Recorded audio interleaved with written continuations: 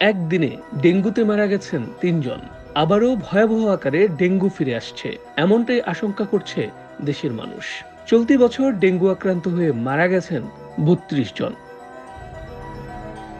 Aedes মশাবাহিত dengue জ্বরে আক্রান্ত হয়ে ২৪ ঘন্টায় হাসপাতালে ভর্তি হয়েছেন ২১ জন। বুধবার স্বাস্থ্য অধিদপ্তরের নিয়মিত প্রতিবেদনে এ তথ্য জানানো হয়। বর্তমানে ঢাকা সহ দেশের বিভিন্ন সরকারি বেসরকারি হাসপাতালে চিকিৎসাধীন ১৬৪ ডেঙ্গু রোগী। মঙ্গলবার সকাল ৮টা থেকে বুধবার সকাল ৮টা পর্যন্ত সারা দেশে ডেঙ্গু আক্রান্ত হয়ে হাসপাতালে ভর্তি এই ২১ জনের মধ্যে ঢাকা সিটি কর্পোরেশন এলাকারই ১১ জন।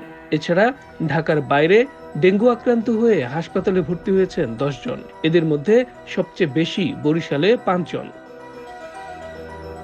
২০২৩ সালে দেশের ইতিহাসে সব রেকর্ড ভাঙে ডেঙ্গু।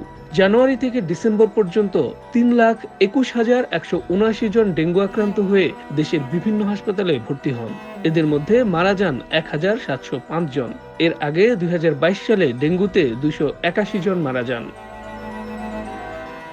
২০২০ সালে করোনা মহামারীকালে ডেঙ্গু সংক্রমণ তেমন একটা দেখা না গেলেও ২০২১ সালে সারা দেশে ডেঙ্গু আক্রান্ত হয়ে ১০৫ জনের মৃত্যু হয়েছিল।